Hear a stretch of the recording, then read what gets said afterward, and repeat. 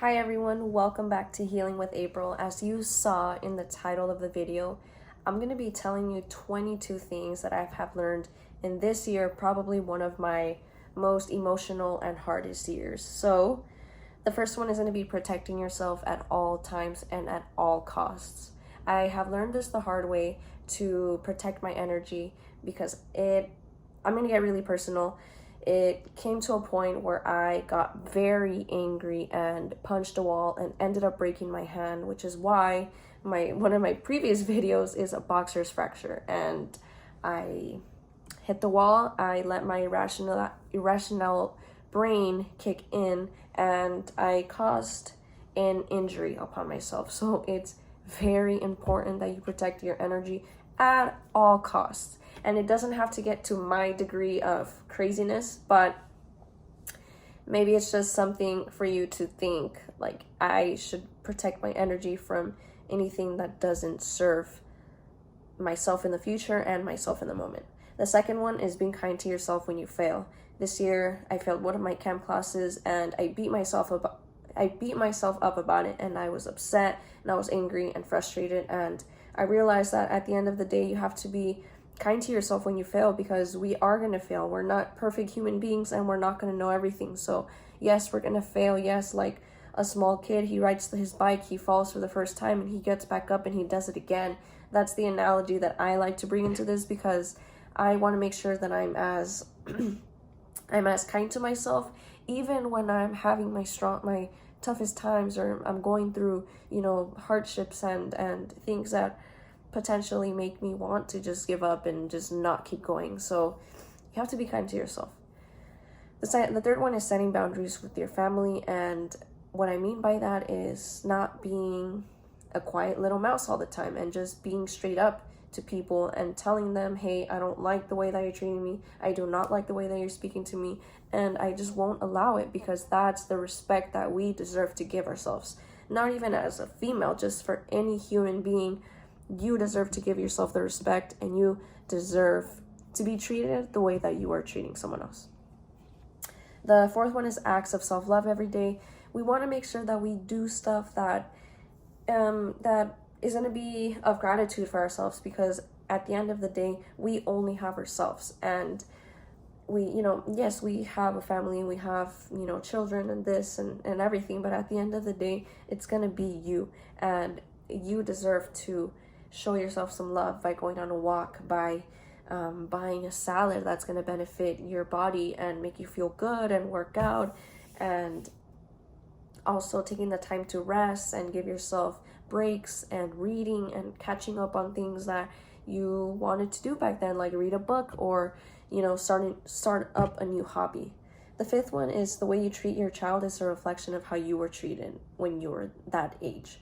And I learned this because I realized that my toddler was bringing up emotions out of me that I didn't know were there.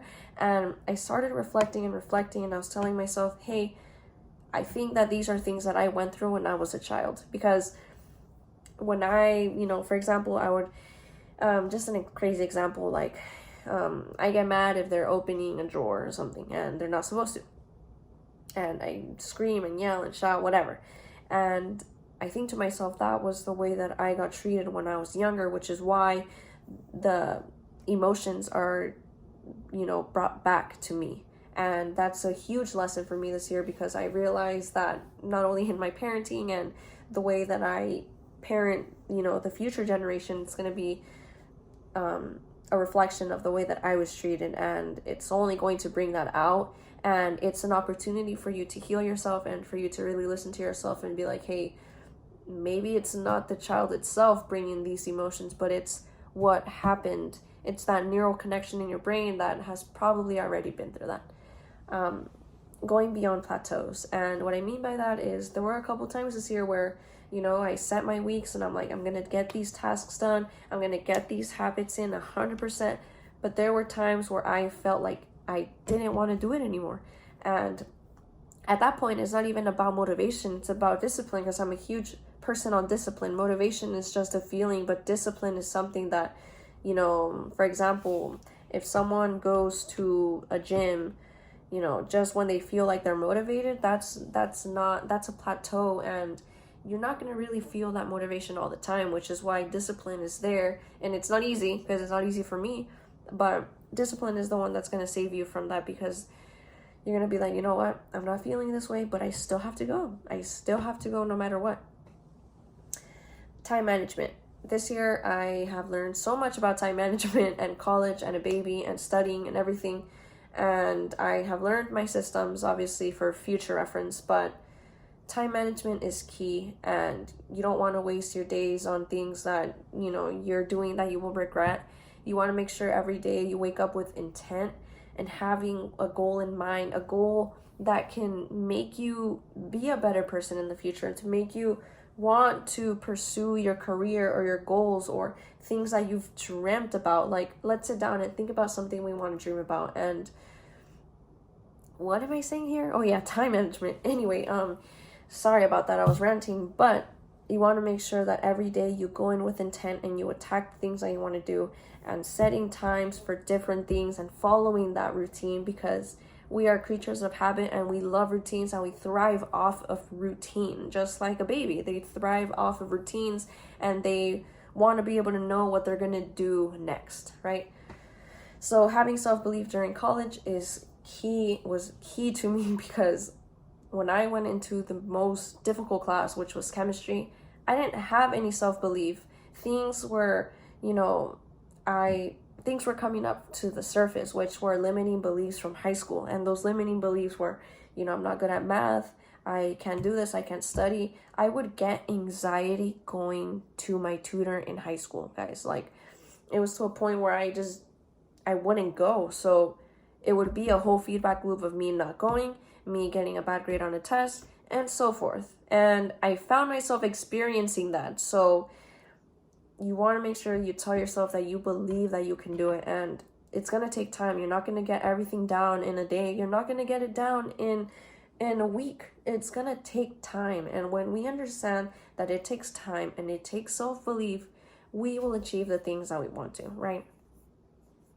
Allowing people to come and go. You have to allow for people to come and go. People are seasons, or people are learning lessons for you. So you might think that, sorry, my phone battery, I'm gonna try to squeeze this in because my phone's about to die and I don't want to walk in the middle of this video.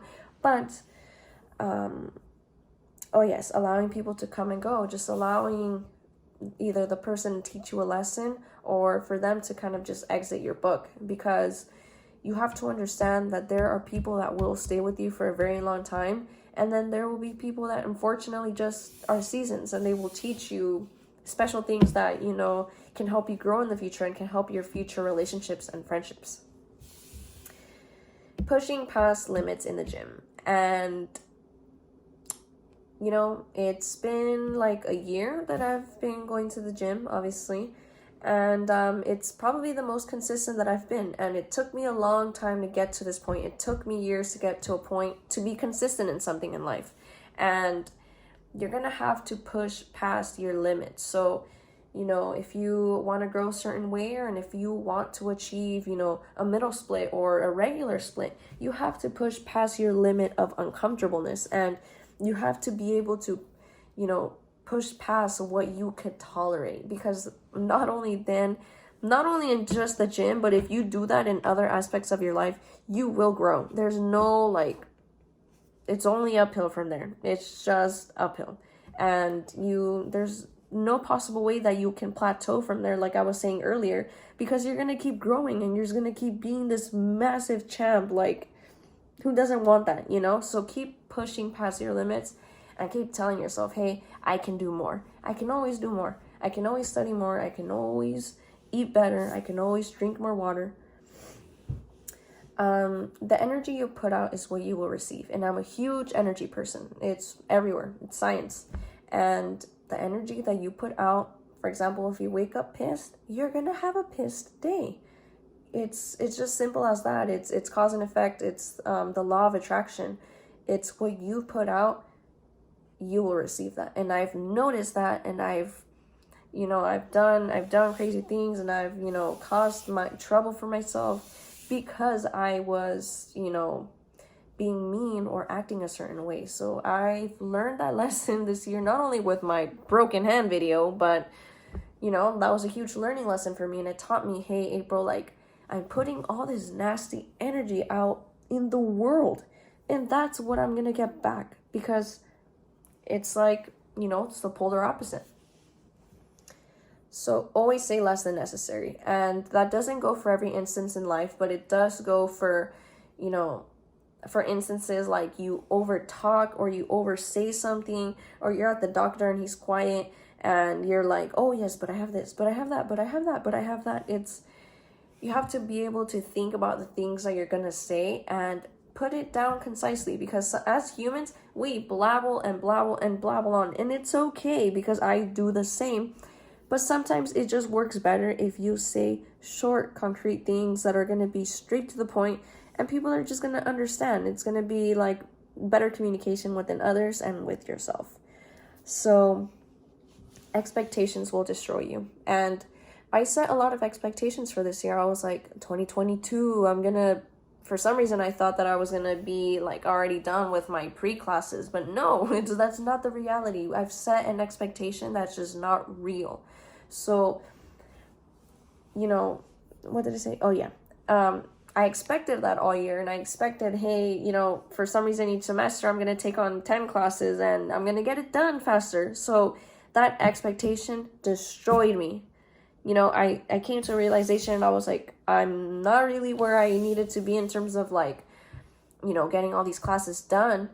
And it sounds silly, it's just an example, but it goes to show that those expectations that I've set made me feel a certain way towards the end. And it's just going to create a whole loop of you thinking like, I thought I should have done this when, this, X, Y, Z. So expectations will destroy. Never take anything personal. And do not take anything personal, because there might be a day where you talk to someone and they're not in the best mood. And we have to really think past that. High school April would have been like, oh, they're mean. Why are they giving me attitude? But it's like, hey, everyone goes through their things. You don't know if someone's in the hospital, or if someone's in trouble, or someone's missing someone, and they might be that way with you because there's something going on with them. And that goes for everyone. That even goes for me, because sometimes when I'm not in my happiest mood, it might be because I'm going through something. And it's something that I've come to understand this year that's made me really grasp on the fact that, hey, like, you can't take anything personal. Spending time away from my phone this year has been great. I just put my phone in the drawer, or I leave it in a cabinet, and I come back to it hours later or later on, and it's probably the best thing I've done, because I don't want that dopamine in my brain, and I don't want to become obsessed with technology. I want to be able to use it and use it for my benefit, just like this YouTube video. I'm using it to my benefit to give you guys these tips that have helped me, massively, and things that are definitely going to change your life if you add on a little bit of it. And I know being away from your phone is probably impossible in this era because of social media and TikTok and everything. But take the time to get away from it and get away from all the noise, because social media and everything else is just pure noise. And like I said, an act of self-love is just getting away from it for a while. And you'll thank me later, but it's probably one of the best things, and you'll feel great, and you'll feel a sense of clarity. So let's see, practice patience in small moments. And what I mean by that is being patient in everything. So if you're at the grocery store and they're taking a long time to scan the items, be patient and have empathy and understand that, things are not going to go your way all the time. It's going to be how things run in the world. It's like, you can't make this person scan it faster. You can't make this person go faster on the freeway or on the sidewalk or whatever. You have to have patience, because when you have patience, you're going to be able to respond better in situations, and you won't be angry all the time, because that's the kind of person that I was. I would get so impatient when things wouldn't go my way, or, when people wouldn't hurry or this or that. But now when you have patience and you understand that these things are going to happen, you're going to be a much happier person. Never blame yourself for someone else's faults. And gonna give an example. If someone does something unfair to you, never blame yourself for that. Never blame yourself for something unfair that someone does to you, because it's not about you. It has to do with the person and the things that they're going through and the traumas they need to heal in their life, because they're only projecting that stuff out onto people or onto you, or people that probably don't even deserve it. So never blame yourself for someone else's fault. Another lesson is life happens unexpectedly. And I'm sure during this year, a lot of people have died from, COVID and everything. And there have been people or relatives that I know that have passed away due to cancer and stuff like that. And it makes you be more appreciative of life, because life is only so short and we're not promised to be here every day. So life is unexpected. It was a hard reality for me a couple years ago, accepting that I won't be here someday. And which is why I'm making this video, because there are things that I think about, especially this one. Life happens unexpectedly. I don't know if I'm going to be here tomorrow. I don't know if my dad's going to be here. I don't know if my mom's. So appreciating the people, and this goes on to my next point, saying I love you more. My family, we're all Mexican, where we were raised to not really say I love you to each other for some reason, but I have, really realized that, hey, like I said, life happens unexpectedly. I don't know. So I have to tell the people that I love them. Even if it's someone that, someone that I've had, a conflict with, I still tell them that I love you, because I know that that's in the past, and I know that the person is here now in the flesh in front of me, and I'm appreciative, that I get to talk to them, another time and stuff like that. So, we have to accept that life does happen unexpectedly, but that's what makes life so beautiful, and that's what gives it its meaning. The last tip is to stop complaining. And I was a complainer. I was a big time complainer, and I won't say that I'm, 100% complaint free, because there are times that, I get annoyed, it's just reality. And my life has changed when I stopped complaining so much, because complaining won't do anything to you other than stress you out and make you mad and just make you a negative person. Complaining is when you're not being grateful, and that says it all. Complaining is the missing of gratitude. And when we wake up every day and there's something annoying or someone annoying you, just think about it like, you know what, I'm grateful. I'm grateful that probably this person's annoying me. I don't know. Because just like I said, you don't know if they're going to be here today or tomorrow. So it's just, all of these points are very spiritual, because I felt like I've had an amazing spiritual awakening this year. And I don't know if it's been the meditation, but it's that awakening in life that it's a one-time thing, and we get a chance so big to be in this planet, in this beautiful planet. And I hope that these tips have helped you guys, and please comment any tip that's your favorite, and please like and subscribe, because I'm going to keep releasing and I'm going to keep getting better.